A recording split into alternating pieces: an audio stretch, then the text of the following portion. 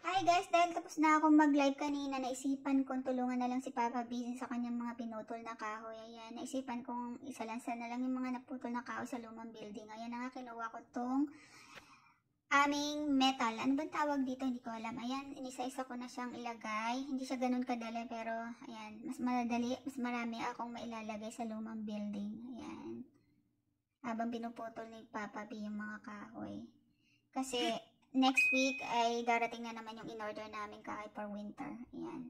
Ganyan talaga kami. Every year ay nag-iipon talaga kami ng kahoy for winter. Ayan, pasok ko na nga pala siya. Hindi ganun kadali ha, mabigat. Ayan, hindi ako kita sa video. Ayan. Hanapin niyo ako. Ayan, andun ako sa loob kasi mahirap, matagal. Siyempre, isa-isahin ko siyang ilagay doon. Ihagis ko na lang. Hindi ko naman na ito sinasalansan. Hagis-hagis ko na lang. Ayan na nga, natapos na ako. Kunin ko na ulit yung second batch. Ayan. Hindi mabigat siya. Ayan, ayan na nga pala si Papa B. Nagpuputol na. Ayan, tulungan ko na rin siyang kunin. Ganito ang buhay namin sa probinsya. Kung hindi ko siya tutulungan ay talagang hindi mapapadali ang aming trabaho. Kailangan namin magtulungan dalawa dahil kami lang dalawa. Nandito si mama kasi alam mo naman din na siya makakatulong sa amin. Ayan.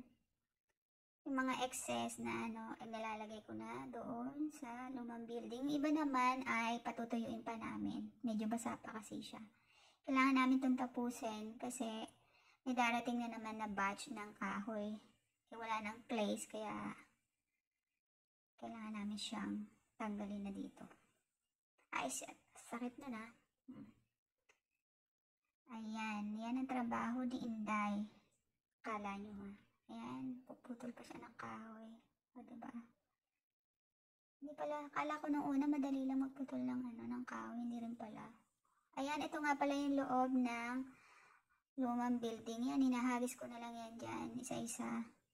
Kasi kung isasalansan ko pa, grabe ha. Gagamitin din man namin yan sa winter. Ayan.